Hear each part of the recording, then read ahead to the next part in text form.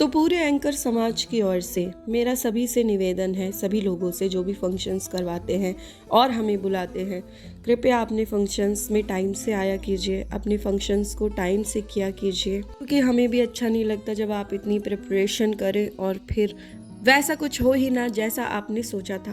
Hi everyone, मेरा नाम संध्या है और मैं एक बोलने वाली लड़की हूँ, यानी कि मैं एक एंकर हूँ और मंच संचालक हूँ जो कि इवेंट और फंक्शन होस्ट करती हूँ। तो कैसे हैं आप लोग? उम्मीद करती हूँ आप लोग अच्छे होंगे, बेहतर होंगे, मस्त होंगे, स्वस्थ होंगे, अपना ख्याल भी रख रहे होंगे। हमेशा की तरह मैं कहना चाहूँगी कि ये ज़रूरी भी है रखना, क्योंकि आप अपना ख्याल रखेंगे तभी तो औरों का भी रखेंगे।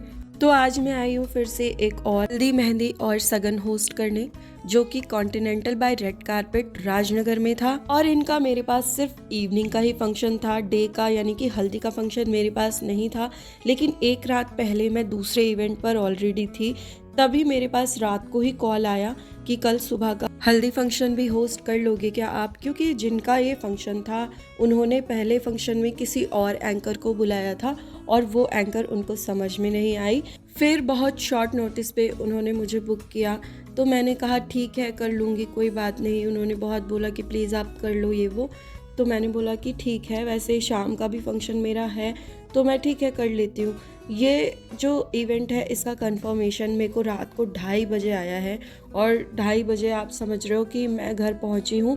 और फिर उसके बाद मैंने खाया पिया और मैं सो गई अपनी सुबह की तैयारी पैकिंग करके, आधी पैकिंग करके, क्योंकि मुझे सुबह निकलना भी था हल्दी फंक्शन के लिए और शाम तक मुझे वहीं रहना था।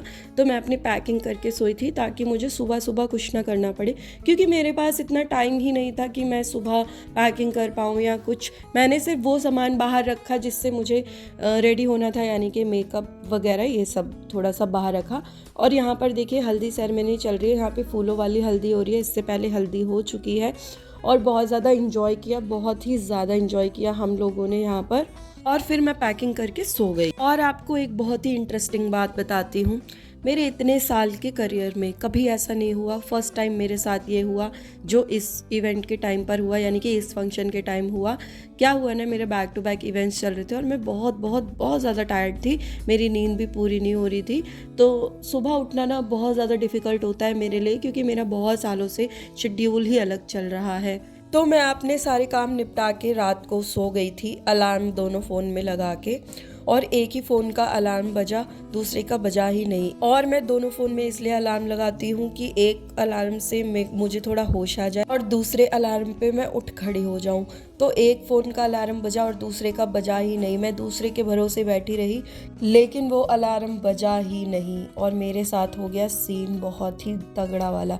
कैसे हुआ? अलार्म नहीं बजा, एक अलार्म के बजने के बाद भी मैं सोती रही ये सोच के कि दूसरा अलार्म बजेगा, और मैं नींद में हो गई फिर से। फिर एकदम से पता नहीं कैसे मुझे होश आया, यानी कि आँख खुली और मैं उठ गई। मुझे वहाँ पे 10:30 से 11 तक पहुँचना था और मैं सोती ही रह गई, मेरी आँख ही 10 बजे खुली है। उसके बाद तो जो मेरी रेल बनी है, क्योंकि बहुत ज़्यादा टेंशन में आ गई मैं, ना मैंने कुछ खाया ना पिया, फटाफट मैं उठ के, और पहली बार मतलब जब से मैं काम कर रही हूँ, और काम नहीं मैं डेली लाइफ में भी बिना नहाए घर से बाहर नहीं निकलती हूँ। मेरे पास इतना टाइम नहीं था कि मैं नहा लेती या कुछ, ये कभी नहीं हुआ मेरे साथ। ये मेरे इतने सालों के करियर में पहली बार हुआ था कि मैं बिना नहाए बाहर निकली हूँ, वो भी काम पर निकली हूँ। पहली बार हुआ मेरे साथ ऐसा। तो क्या हुआ, मैं जल्दी से फटाफट उठी, मैंने उल्टा सुल्टा मेकअप किया, तैयार हुई फटाफट से। मैम का कॉल आ रहा था वेन्यू पर से, तो फिर मैंने मैम को बोला कि मैम मैं आ जाऊंगी, हाँ आपने जो टाइम दिया मैं 11 साढ़े 11 तक आ जाऊंगी, डोंट वरी। वैसे तो मैं टाइम से पहुंच गई थी, मतलब जब तक मैं पहुंची थी तब तक कुछ हुआ नहीं था, लेकिन कमिटमेंट जो होता है ना वो बहुत ज़्यादा इंपॉर्टेंट होता है। कमिटमेंट ही सब कुछ होता है हमारे लिए। तो मुझे टेंशन हो गई कि अब कैसे होगा ये वो। मैंने बहुत जल्दी, मतलब मुझे समझ नहीं आया कि इतनी फुर्ती कहाँ से आई। एनीवेज जैसे तैसे वो टाइम निकला और मैं रेडी होके फटाफट से निकल गई, वहाँ पर पहुँच भी गई टाइम से। लकीली कि मैं लेट नहीं हुई। लेकिन उस दिन तो जो मुझे सबक मिला है ना हमेशा के लिए, अब तो मैं फ़ोन में 4-5 अलार्म लगा के सोती हूँ। तो सुबह का फंक्शन जो था मेरा हल्दी का, वो किसी और फैमिली का था, और शाम का जो एंगेजमेंट का फंक्शन था वो किसी और फैमिली का था। तो हल्दी का फंक्शन वाइंड अप करके मैं रूम में चली गई थी। मुझे वहाँ पर रूम प्रोवाइड कर दिया गया था और उसके बाद रेस्ट करने के थोड़ा सा रेस्ट करके, ज़्यादा तो रेस्ट का टाइम नहीं मिला मुझे क्योंकि वहाँ पर भी कुछ प्रॉब्लम हो गई थी और काफ़ी सारे गेस्ट अलग अलग जगह से आ रखे थे। तीन चार तो शायद फंक्शन थे ही, तो काफ़ी सारे गेस्ट थे, आप समझ सकते हो। तो रूम की भी प्रॉब्लम हो रखी थी और भी एक दो चीज़ थी। तो फिर मुझे रूम मिला था शाम को ही, मतलब फंक्शन ख़त्म होने के भी थोड़ी देर बाद में। तो मुझे ज़्यादा टाइम नहीं मिला, बस आधा घंटा मिला होगा आई गेस रेस्ट करने के लिए भी। तो थोड़ी देर कमर सीधी करने के बाद मैं फिर से रेडी हो गई अपने सेकंड इवेंट के लिए। वो भी वहीं पर था लेकिन दूसरे हॉल में था। तो उसके बाद मैं चली गई फंक्शन में, जैसे कि आप लोग देख रहे हो। और ये था हमारा आज का कपल। वेट करने के बाद फाइनली फैमिली वगैरह सब आ गए हैं और जब मैं गई थी तो काफ़ी सारे लोग ऑलरेडी आ रखे थे। तो यहाँ पर आ गए हैं हमारे आज के ब्राइड ग्रूम भी और दोनों साइड की फैमिलीज़ भी, जितने भी गेस्ट थे वो भी। और इसमें यहाँ पर इस फंक्शन में एक छोटी सी बच्ची थी जिसको अभी थोड़ी देर पहले आपने एक क्लिप में भी देखा होगा। और वो बच्ची ना पूरे टाइम मेरे साथ ही रही, पूरे टाइम, मतलब जहाँ मैं बैठ रही हूँ वहीं बैठेगी। स्टेज पे आ गई तो स्टेज पे आ गई। यहाँ पे हो रही है रिंग सेरेमनी हमारे इस कपल की, जो आज के हमारे कपल हैं। और यहाँ पर देखिए धुरंधर स्पेशल परफॉर्मेंस चल रही है। परफॉर्मेंस भी हुई थी, डांस परफॉर्मेंस, काफ़ी बढ़िया बढ़िया परफॉर्मेंस। और ये थोड़ा स्पेशल लुक था इनका। और जिस बच्ची के बारे में मैं बता रही हूँ वो बच्ची मेरे पास से हिल ही नहीं रही थी। उसकी नानी, दादी, उसकी मम्मा, सब लोग, उसके मामा वगैरह सब कोई देख रहे थे कि ये क्या हो रहा है, ये क्या हो रहा है, लेकिन वो मेरे पास से हिल ही नहीं रही थी। मैं जहाँ भी जा रही थी मेरी सारी बात मान रही थी। मैंने उसको बोला बेटा इतनी सारी आइसक्रीम एक साथ नहीं खाते, तो उसने वो भी मान ली और वो किसी की बात ही नहीं मान रही थी। उसको ऐसा, मुझे तो ऐसा लग रहा था कि मैं उसको बोलूँगी मेरे साथ चल तो वो चलेगी। और वो इतनी प्यारी, इतनी प्यारी, मैं अभी तक उसको ना बहुत मिस करती हूँ। अब पता नहीं कभी किसी फंक्शन में मिले तो कोई बात नहीं, बट मैं हमेशा उसको मिस करूँगी। और यहाँ पे फंक्शन स्टार्ट भी हो गया था। उसके बाद एंट्री होने के बाद रिंग सेरेमनी हुई। इन दोनों के जो भी रिचुअल्स थे ब्राइड ग्रूम के वो भी हो गए। उसके बाद हो गई dance performance start. Dance performance भी काफ़ी अच्छी थी, हम लोग ने बड़ा एंजॉय किया, काफ़ी अच्छा लगा, मज़ा आया। मतलब किसी किसी इवेंट में ऐसा होता है जो सुबह शाम के फंक्शन होते हैं उसमें मैं इतनी टायर्ड हो जाती हूँ, बहुत थक जाती हूँ, बहुत ज़्यादा थकान हो जाती है। ऐसा लगता है कि बस अब मैं घर चली जाऊँ, जल्दी से वाइंड अप हो तो मैं घर जाऊँ। लेकिन इस वाले फंक्शन में मुझे ऐसा कुछ फील नहीं हो रहा था।